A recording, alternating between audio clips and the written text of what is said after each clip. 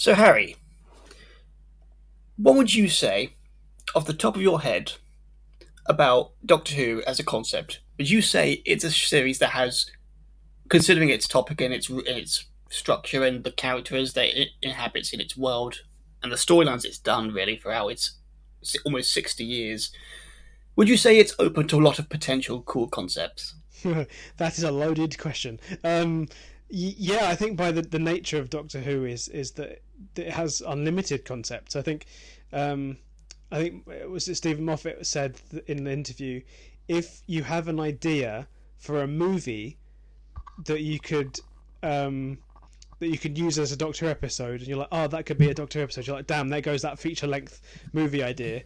Um, I think Doctor Who has, yeah, it can be literally anything you want it to be because it can go in time and space and dimensions and has all these historical people and real life people and it's a story, so anything can happen. So yeah, in a short sentence, yes, Doctor Who is open for lots of very interesting concepts.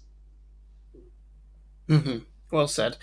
Because today I thought it'd be quite interesting to talk about some concepts that, honestly, at the end of the day, they probably could be nothing. They could just be me gripping at straws.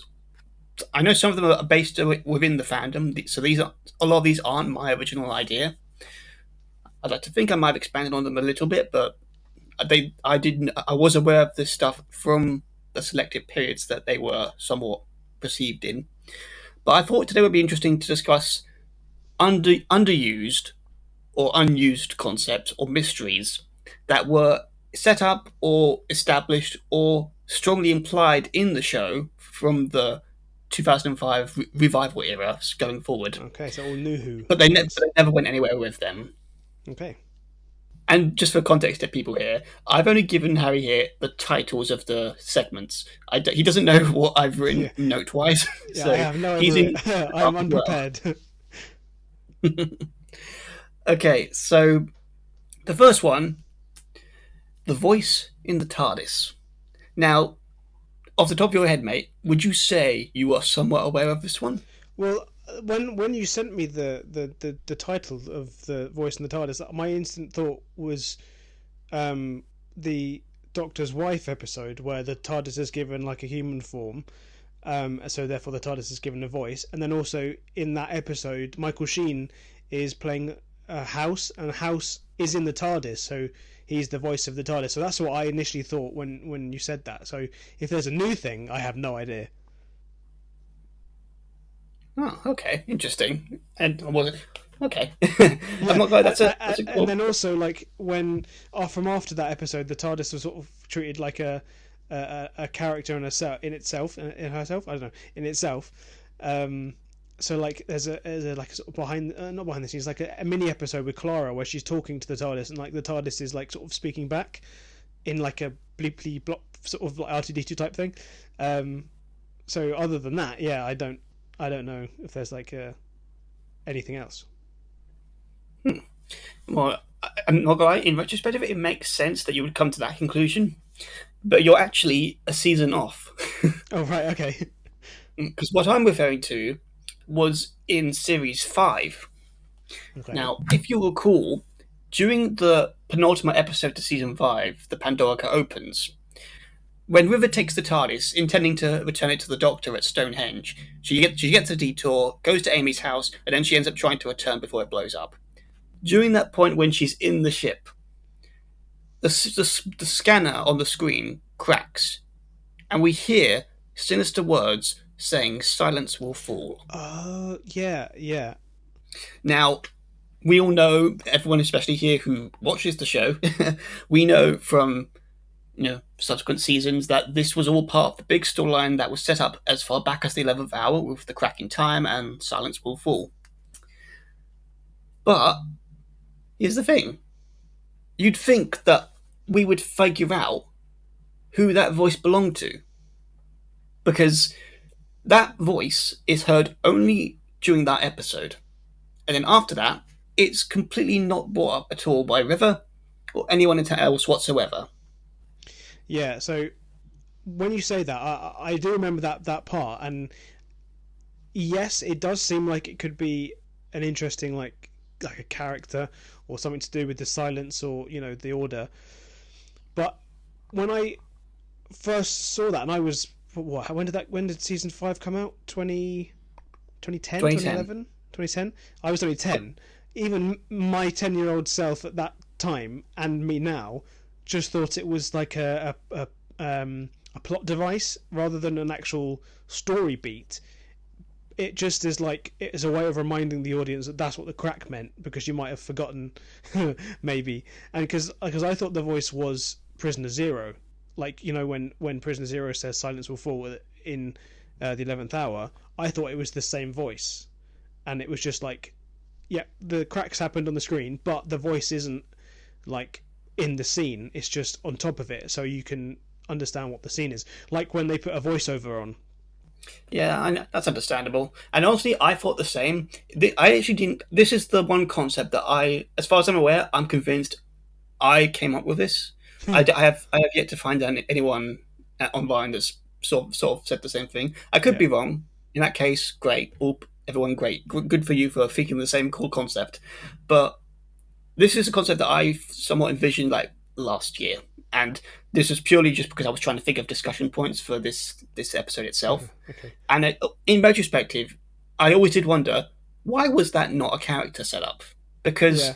the potential of there being a character that's not only associated with the antagonists of the Silence arc, but is so, well, based off the possible implications of the scene, so powerful that they can not only control the TARDIS, but they can have their voice echo into the TARDIS itself. Considering that in that same episode, River hears the voice. She hears the thing, the saying, quoting over and over during the ship piloting period.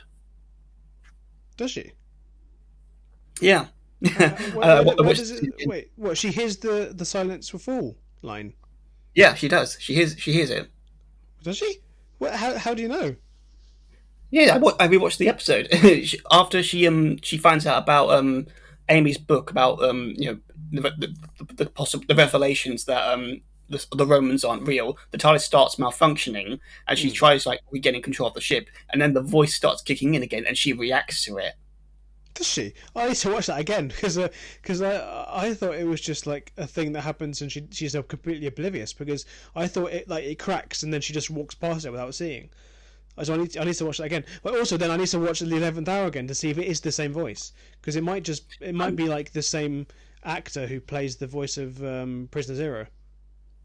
May possibly, but I'm convinced it's not because I distinctly remember Prisoner Zero's voice being more "Silence, Doctor, Yeah.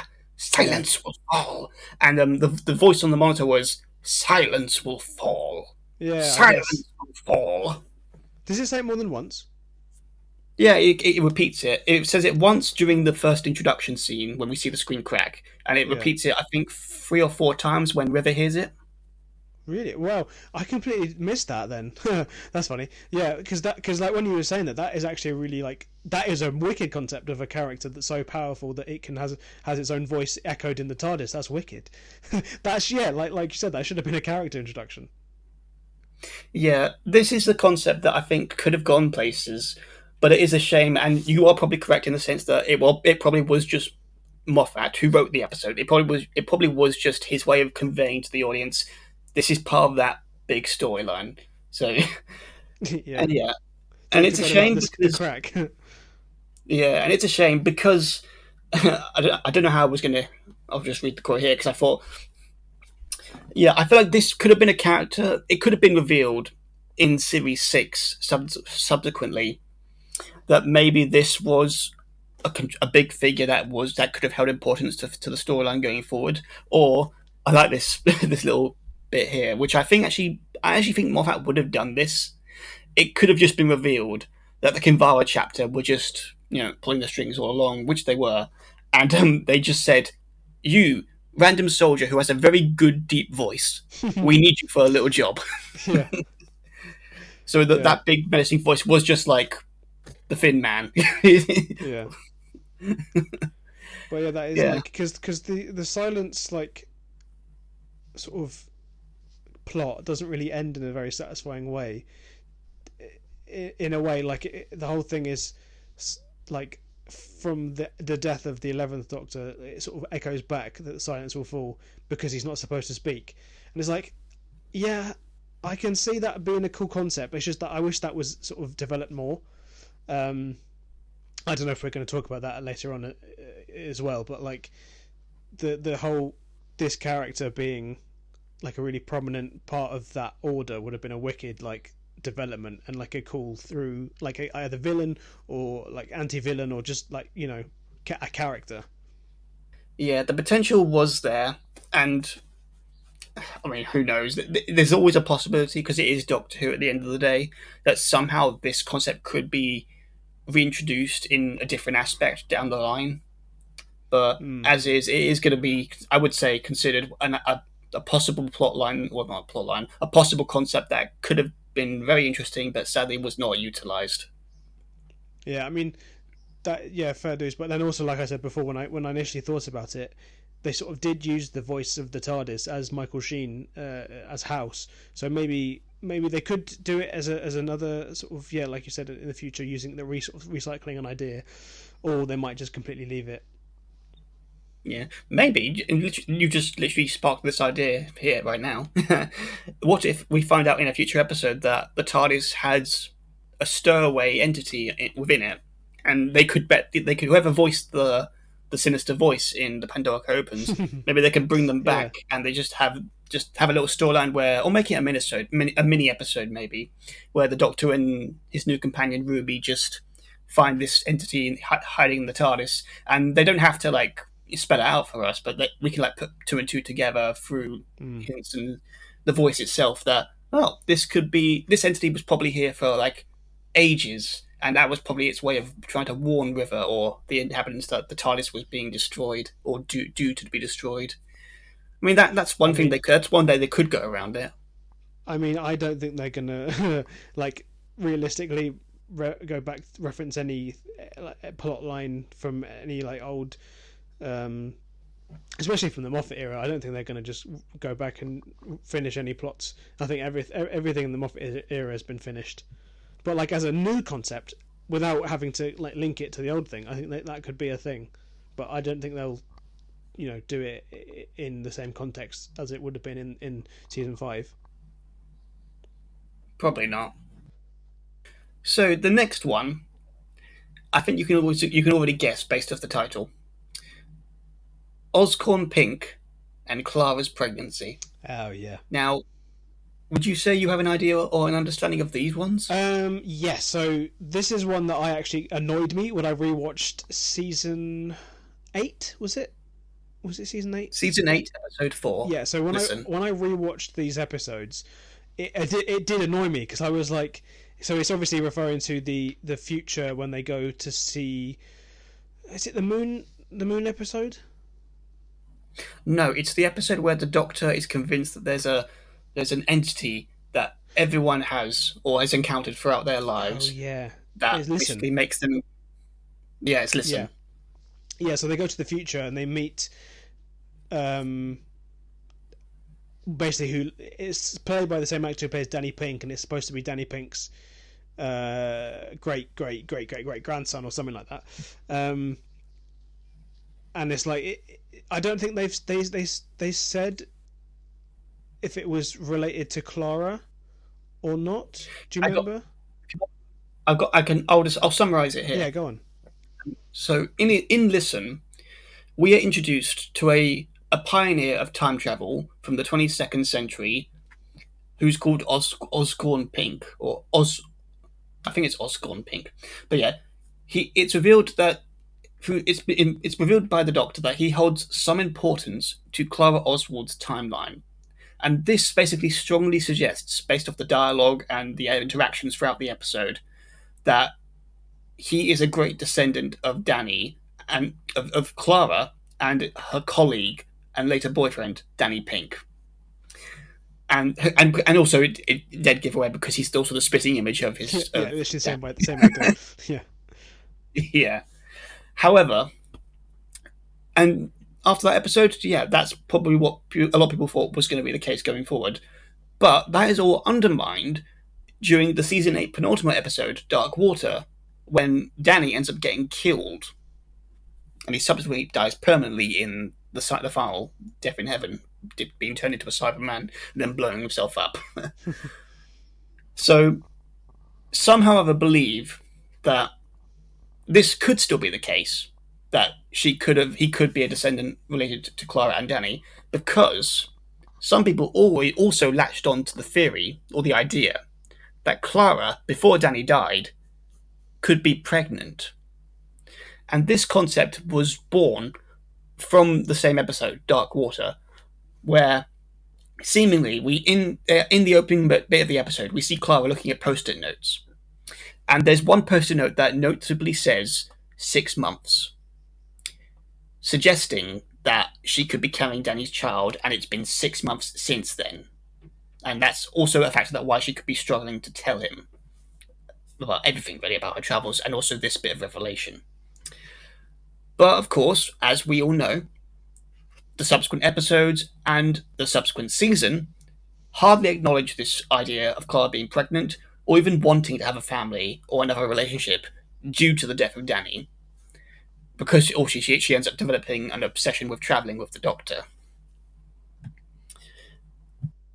Now, what do you think of that off the bat? Yeah, so yeah, like I said before, that really annoyed me when I rewatched it because it's like, oh, it's like what they did in season 5 when it was the fucking Chibnall episode. Of course, it was the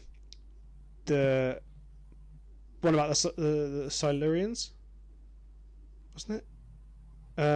What's the Chibnall episodes in season 5? I can't remember. It's the Cold Earth. Oh yeah, those two. the Silurian episode, Yeah. Hungry Earth and Cold That's Blood. the one. I mixed up the episodes. Yeah, it's what happened in that one where they sort of do a future thing where it's like, oh, these are the characters in the future, but then because of what happens in the rest of the season, that can't happen because Amy and Rory see their future selves in Wales, because they're like, oh, let's go there when we would have been there as like 20-year-olds, but they're like in their 80s or something.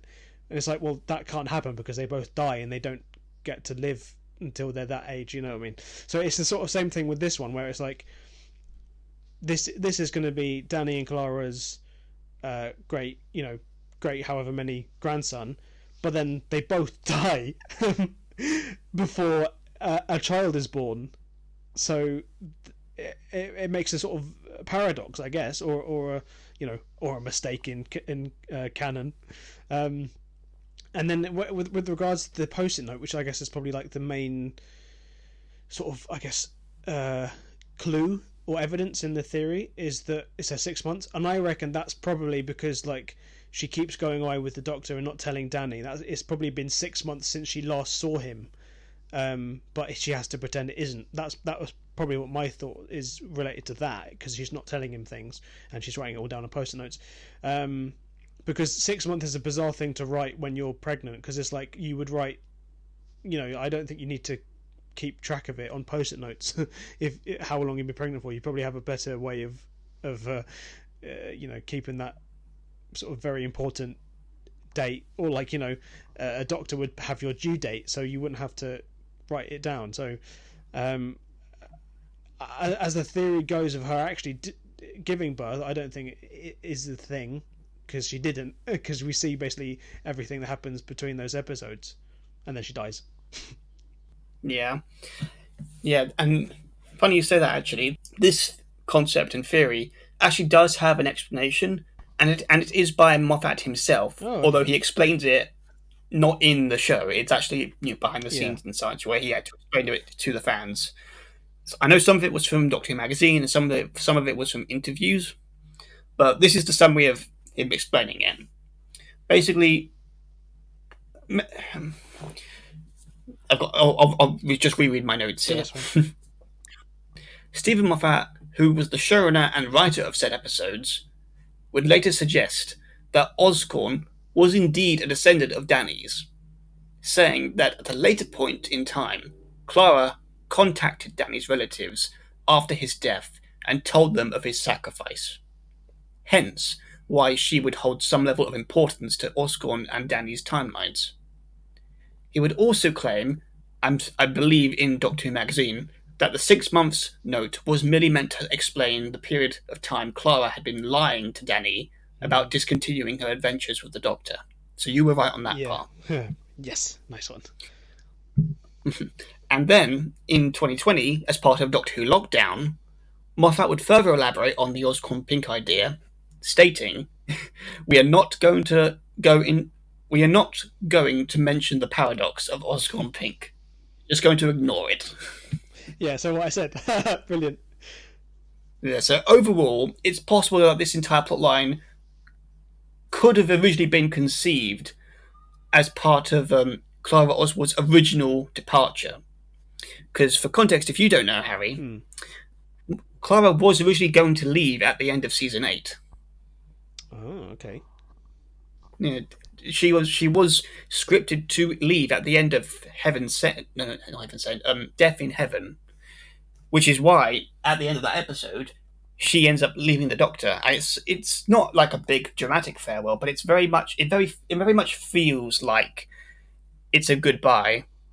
Oh, and then like So she's pregnant in between those episodes or something. Maybe. sorry. Like, and then like she leaves at the end of that episode, so like after that is when she gets pregnant, and then she has the baby when she's not seeing the doctor, perhaps. Hmm, possibly. But I, I But, had I had but yeah, another sort of theory about that one when you said that, so I'll just say that quickly before we move on.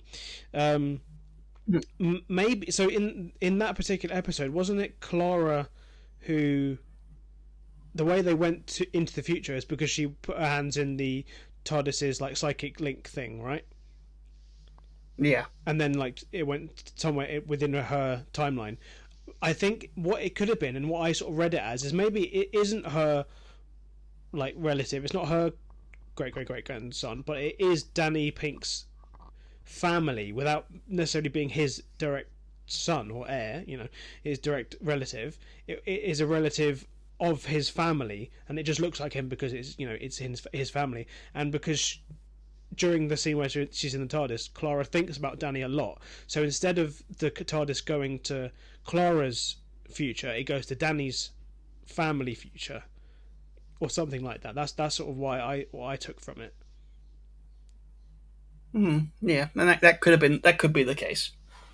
But staying in the realm of possibility here, it's possible that this could have been the genuine plan, based off the fact that Clara was slated to leave at the end of season 8, but then Moffat convinced her to stay on for the Christmas special, and then he was able to convince her at the last minute to stay on for season 9. Because again, in both those episodes, she has almost a goodbye point with the Doctor, but Mm. before the episode twists and she's able to survive, before she does end up leaving at the end of season 9. Yeah, sort of. Yeah, And she doesn't die though.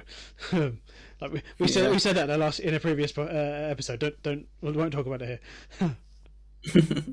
But yeah, this basically could be why the plans for Clara's pregnancy and overall connection to Danny were discarded, due to it being too final of a concept for a companion that was due to be sticking around for another run. Notably, if Moffat himself didn't intend to elaborate on it further.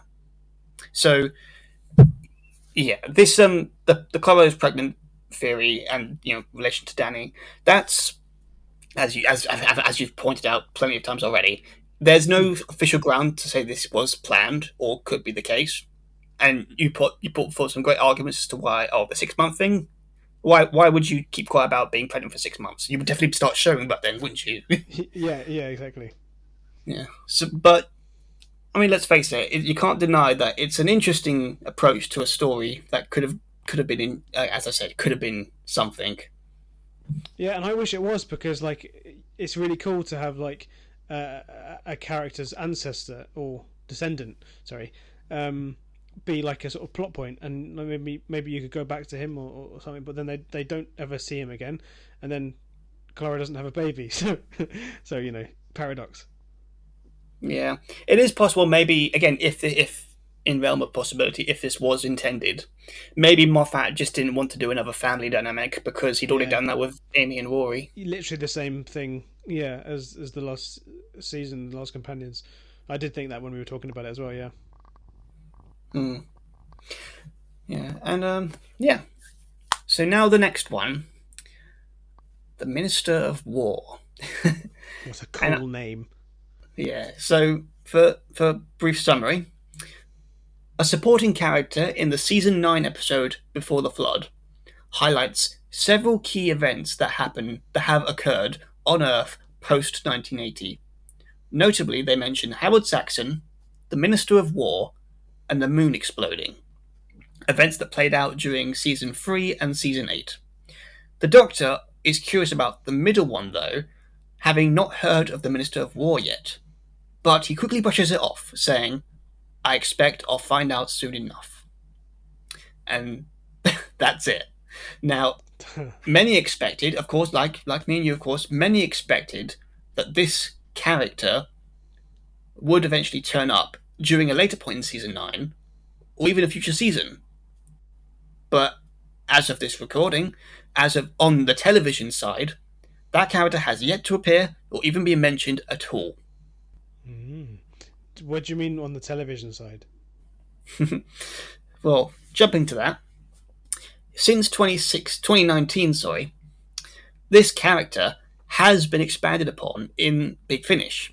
Well, More specifically, in the Third Doctor Big Finish audio drama, The Same Face, where it's revealed that the Minister of War is actually a renegade time lady who retains the same face throughout her previous 9 regenerations.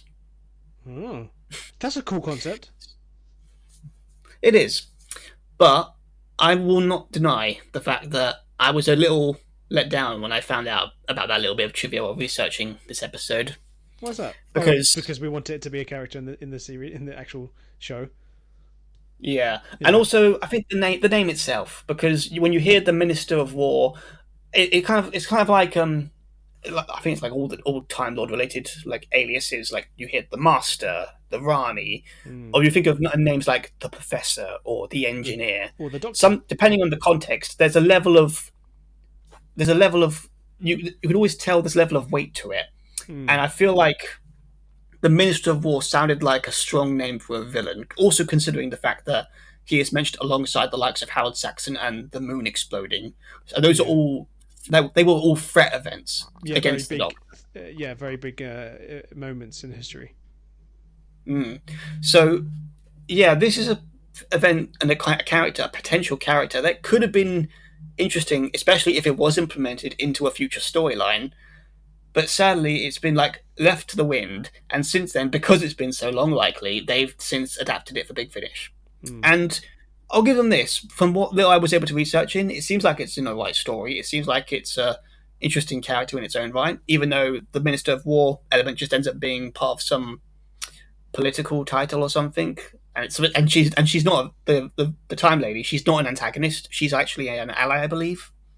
Mm. So yeah, there is an explanation in that regard, but Yeah. and it's not like they I can't mean, adapt this at some point down the I mean line. the minister, like as a Time Lord name, like you said, like a chosen Time Lord name is a cool idea. Like the minister instead of the master or the doctor, and then the Minister of War being like a villain and being a Time Lord makes sense. And the concept you said about in the Big Finish of the Time Lady that or Time Lord that can have the same face all the time. That's a really cool concept as well. But yeah, it's a shame that they're not a villain, but also it's a shame they're not in the actual show. Like that would have been a cool concept. Like it sort of brings me to the mind of like how Dalek Khan can travel through the Time War and survive. It could be like that sort of thing, but for a Time Lord to do it, and then become the Minister of War because they maybe go crazy like Khan does, and then like they just create war because they came from the Time War, something like that. Yeah, and now There you that's a go. concept right there. That is a cool concept, isn't it? I always think Yeah, I'm so wow. Yeah, yeah, a Time Lord that was so scarred by the war that they miss it when the war is over. yeah, and that's yeah, it messes with their brain like leaving the time lock. Mm. Maybe So we should yeah, come up with our own Minister of War. yeah, we should pitch our own series. Yeah. Oh, maybe. But yeah, the Minister of War, sadly, as said, it's a concept that has been elaborated on since, but has yet to be acknowledged.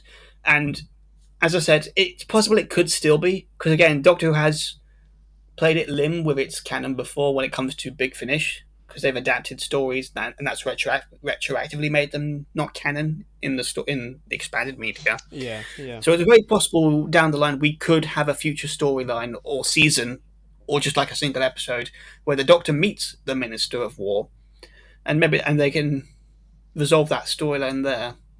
I mean, it'd But be cool if maybe in RTD2, maybe Moffat could come back for to write a story or two, and then include that character then, because that is easily a way of that character coming back. But if Moffat wants to elaborate on it, maybe because it doesn't really matter the time period, or I guess it does, but like it doesn't matter the Doctor, I should say.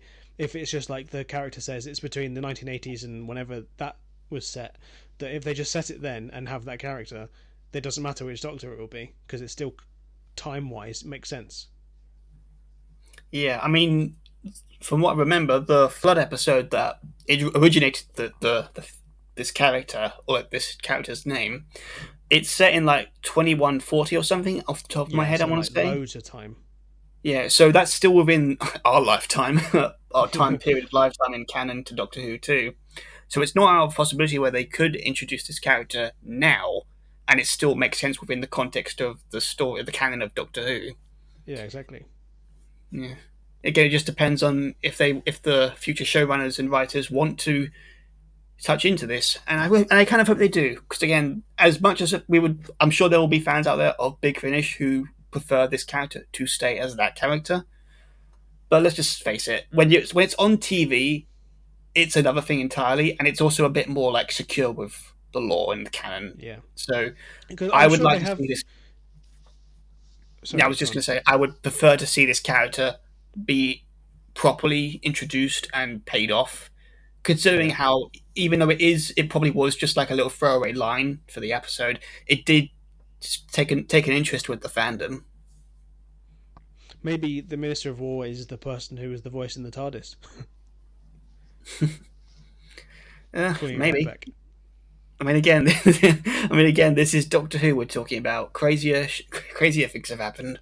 Stranger things have happened. Oh wait, no, that's a different series. Okay, so moving on to the next one,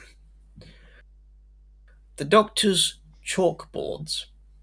Now, I'm curious if you are aware of this one. What do you think of that Um, when you hear that name? well, I think of Capaldi because he's the that was the in his season there was he usually wrote some stuff on chalkboards. Um, but is that not about the entity from Listen? No and yes. You're right on it being heavily related to the 12th Doctor, but this has got nothing to do with Listen or the Listen monster. So, in summary, starting with the 12th Doctor's debut episode, Deep Breath, the Doctor is still in the process of recovering from his recent regeneration. And during that recovery period, he begins writing equations on his bedroom floor. After his TARDIS is renovated or rejuvenated, it introduces several chalkboards throughout the console room, and the Doctor is frequently seen writing on them, writing further equations or texts that are either relevant to the episode of the week or hardly elaborated on. Though this continues throughout his tenure on the show, it is largely irrelevant to any of the big storylines or arcs in play. So, many, including myself, believed that this act of constantly writing equations was meant to be a subtle way by the writers of reminding the audience that the Doctor was still searching for Gallifrey by trying to find a way through his own knowledge and means. And this is a theory that I remember popping up or like discussing around the fandom around the time season 8 was airing. So this originated from the fandom, and I remember being among the fans who was very invested in this theory because this is set up in Capaldi's very first episode, and it's part they make this really good establishing shot of the Doctor like just writing on the floor, and then the scene continues and he ends up like chasing after the T-Rex. But they made a point to show off him finding the chalk and writing on the floor, and they never elaborate on that. And the fact that they make it a part of his like decor in the TARDIS to have chalkboards and he writes on them, people felt like that can't be like nothing. That's got to be like a plot point or something, or implying something that's going on. And in this case, a lot of people clashed onto the idea that it could be the Doctor trying to figure out in his own way the location of Gallifrey. Yeah, like it is a bit annoying that they didn't do anything with it because, like you said, it is such a like set up from the very beginning of his Doctor that he does that, and then yeah, like they change it to the TARDIS. But I think what it like from the I guess writers or whoever decided to do that, it was like, oh, what's a kooky thing the Doctor can do? Oh, he can write on the floor in chalk. It's like, oh, make that an integral part of his character though. Don't make it just a kooky thing that he does. Make it like you said. Wouldn't it have been so cool if like it was just the whole time he was doing that? It was like finding ways of getting to Gallifrey, and then like it got sort of more prominent towards the end of the series. Like it was just a couple at the beginning, and then later on and later on and later on, and it got more and more and more, and then it's like they become really relevant to the plot, but it literally was nothing. Or like yeah, later on it's like a little device to talk to the audience when he's writing stuff with chalkboard, but it's like he doesn't really do it much. It is a shame. Yeah, in large, it's possible that this idea or concept could have been the original intended plot point for Gallifrey's return, because there's never been any genuine concrete like debunking of this theory. If anything, it's more based off the fact that we know how Gallifrey's return arc ended poorly, or lad, in Yeah, season 9, and the fact that the chalkboards were hardly acknowledged at all during that arc whatsoever. People just assume that, as you said, people really just now assume that in retrospective that it was literally just a quirk done for the 12th Doctor. yeah, But yeah, yeah, it's a shame because again, you summed it perfectly there. To have it introduced in his very first episode, and then you could gradually go on and on until you reach like his last few episodes, where he could be like that could be him finding Gallifrey, and maybe he's got dishevelled hair. Maybe he's looking like a crazy scientist, where he's like obsessing over the chalkboards because he's getting so close. He feels like he's so close to finding the location. That could have been like a very again in retrospective, rewatching it. That could have been such a cool little like oh you noticed that in retrospective. I yeah, mean, so cool. yeah. So the last one here is a no-brainer, considering we talk about it to death when it comes to our disappointment with Doctor Who. The search for Gallifrey. Yeah. Now, for summary, it's revealed in the 50th anniversary special, The Day of the Doctor. It's revealed that the Doctor was able to save Gallifrey from being destroyed, having believed himself to have been the one responsible for destroying it so long ago, back when he was partaking during the Time War.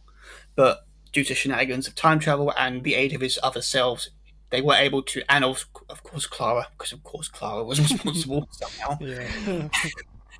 But yeah, through the events of the 50th, they were able to not change history, but swerve it without changing the timeline, and they saved Gallifrey by hiding it in a pocket universe. Now, after that, he has a conversation with the curator, an implied future incarnation of the Doctor, and it's strongly set up in that scene that the Doctor's new goal in life, should he choose to accept it, be to find Gallifrey, returning home the long way round.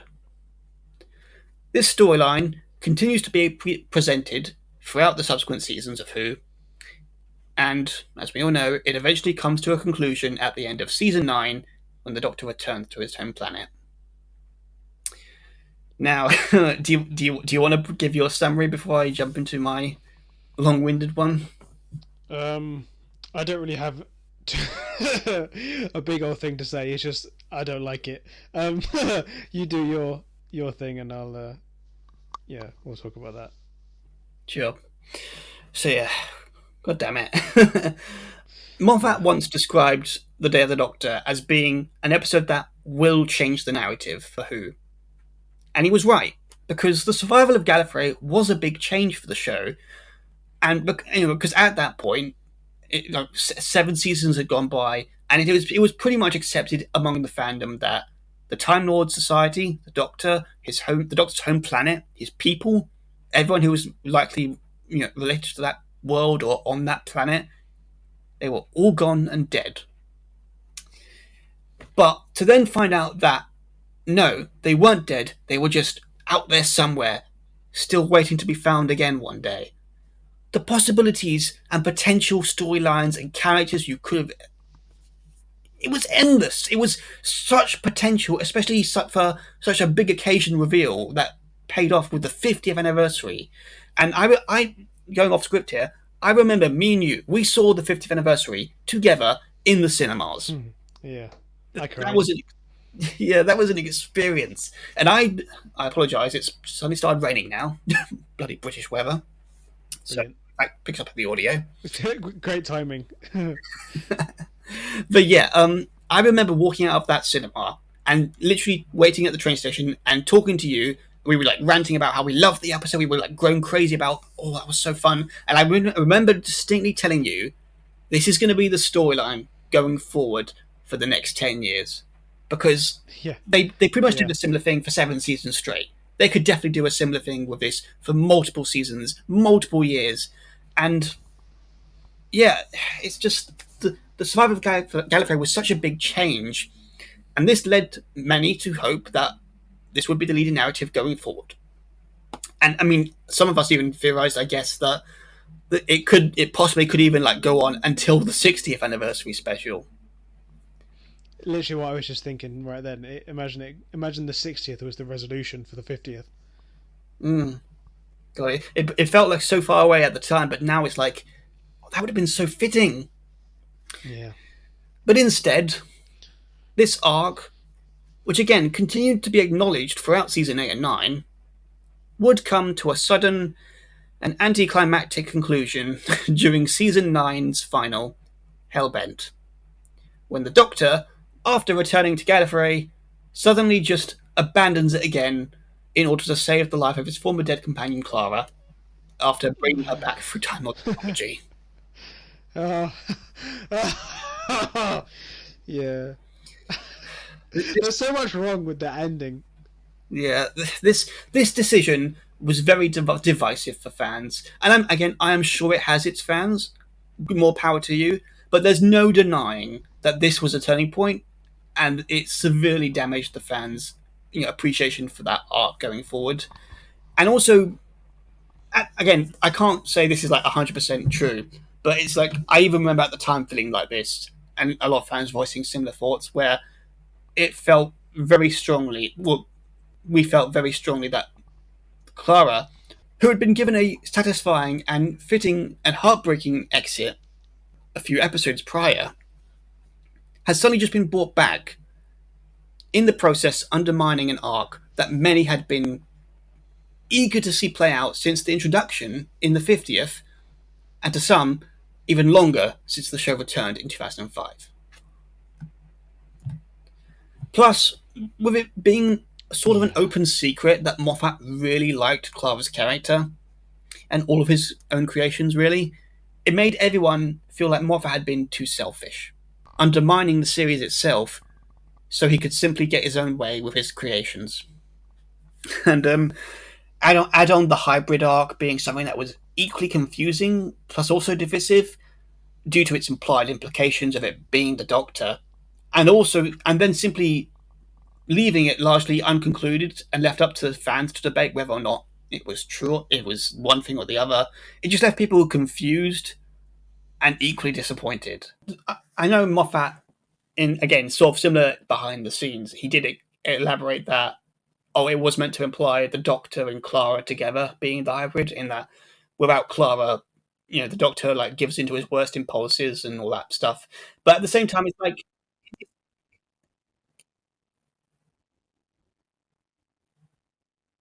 exactly that's where the problem lies in, because it just adds to the Clara was so important. Whereas like you made this so complicated and unnecessarily so by making us this very pivotal characters to the Doctor's history, and it just maybe doing it once might have worked, but doing it multiple times and then ending it with her era while also undermining a storyline that so many fans have been eager to see play out, it just like it hit all the buttons for being such a bad decision.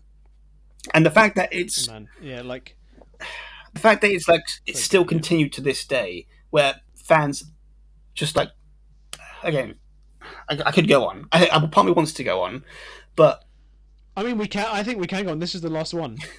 Because I kind of want to go on because like what I was going to say is like yeah. So retroactively, what's annoyed us is that the Gallifrey was brought back in Capaldi's era, but then in Jodie's era it was destroyed. So it doesn't actually matter that it came back because it's been destroyed again and it's gone. We've gone back to square one because Chibnall's not original. Anyway, we're not talking about what happened after. We're talking about the build up to that plot point. Like, yeah, so when we said like, imagine that it was resolved in the 60th, or like, I was just thinking maybe at the end of season 10 because 10 seasons is a good amount of time that Gallifrey has been gone, and then it's back at the end or during season 10. Um, but the thing is about season 10 is a very normal season. Like it's sort of one companion for the whole season. It's very there's not many overarching plots in season 10 really. So it sort of ruined that. But I think that the Gallifrey plot, sort of like bringing it back, should have been a season or two, not just happened at the end because of the dial or whatever it was. It was a bizarre way of bringing it back. But then, yeah, like you said, Clara's whole story sort of overshone it, so you didn't really care. And also, another thing is when I was watching that episode, I was like, "This is shit." like when they were on Gallifrey, I was like, "Gallifrey doesn't look good. There's just a bunch of random Daleks and Weeping Angels here. What's going on? Why is all the walls white? Gallifrey is clearly supposed to be red." It was very disappointing. I think every single possible element and angle you look at it was disappointing about that whole plot line. yeah, I mean, I could talk more, but I guess I'll just add on this little bit to maybe give a bit more context. And this is there's I, I did a bit of research in just to be sure of this, and there's no concrete assurance of this, so just take this with a grain of salt. But it is believed, based off little information that I found among Whovians on forums, that the possible explanation of why Gallifrey was like suddenly concluded and all that was because Moffat originally planned to leave the show at the end of season 8. Because before, he planned to, I think he quoted this during a Doctor Who podcast he guest starred on, that he originally wanted to do just 3 seasons and he likely would leave with Matt Smith. But then some pointed out that if that was the case, then he would have resolved the Trenzalore storyline during season 7, which he clearly didn't. So he probably was going to conclude it in season 8 because Matt Smith also was like publicly stated that he was going to be returning for season 8 back in, I want to say, June of 2013. But then not long after that, it was announced that he was officially leaving after the 50th. And that's possibly what led what led Moffat to decide to wrap up the storyline in the Christmas special, because he was probably going to leave then as well. But then he's also quoted as saying that, well, again, allegedly quoted, I believe. I think it's in the same podcast that after Peter was cast as the Doctor, that reinvigorated his passion for the show because the possibilities with this actor could be great. So that encouraged him to stick around for season 8, and that's factored into why he tried to encourage Matt Smith to stay, but Matt Smith had already said, "I'm done now," so he decided to stick around with Capaldi.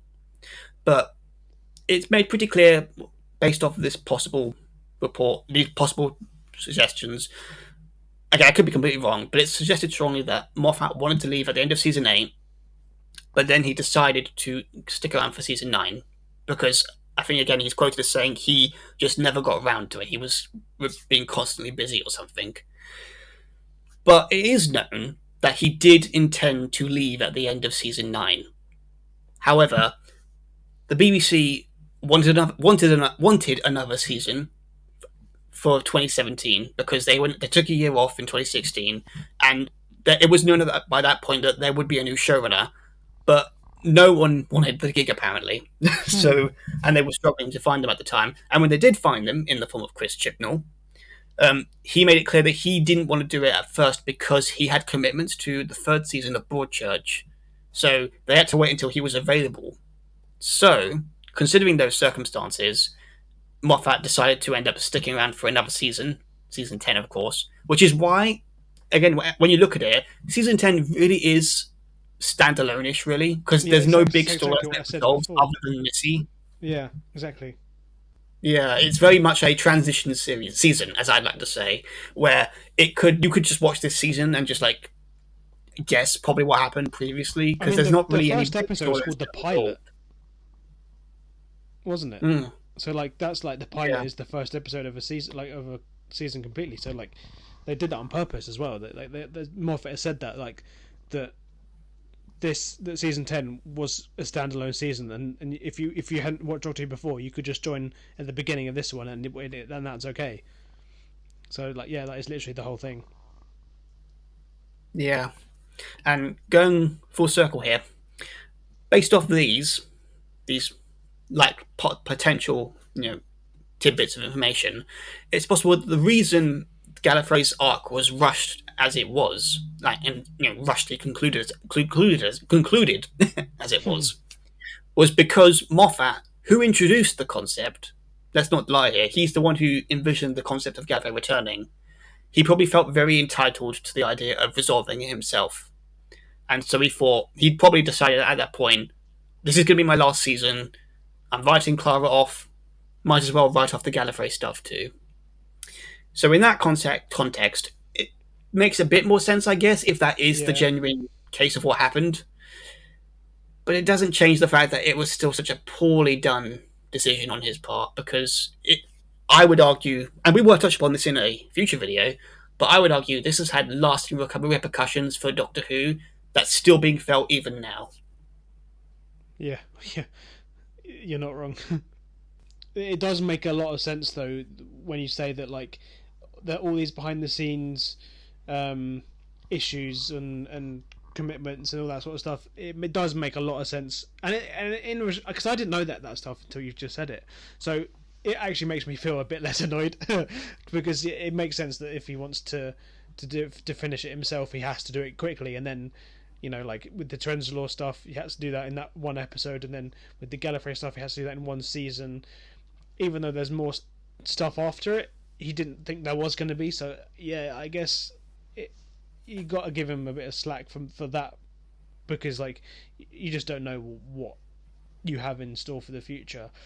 But yeah, it still doesn't mean it's less of a bad plot point, but it sort of makes you a bit less annoyed, I think. Yeah, I mean, I will forever condemn him for damaging the what could have been such an amazing storyline that could have opened up so many other storylines with Gallifrey's return. But I'll give him this: he's not Chris Chibnall, so Yeah, who destroyed Gallifrey again? yeah. Why? Fucking Gosh. idiot. Yeah, let's not get into that, mate. We've suffered enough under Yeah, Chibnall's era. yeah. But yeah, those are some, in my opinion, underused concepts, and for who. And I stand by again. Some of these sound amazing. Some of them, as possibly the concept implies, could have just been nothing. They could have just been throwaway pieces of dialogue that were just there to pad out the runtime. But let's face it, this is Doctor Who, a show that can turn even the most one bit of dialogue or comment or name and make it something somehow because it's that much of a show. Yeah, or at least the So fans will latch onto it enough to make it a thing. yeah, and again, I'd argue that fans can sometimes make it even more interesting compared to what's actually given to us. So yeah, for at the end of the day, really, it was a fun conversation. This was a fun Yeah, conversation to have. yeah, it was. It was. I did enjoy it. Yeah. Yeah, and I'm glad we got to talk about it, and I'm really glad you enjoyed it. Thanks. I did enjoy it.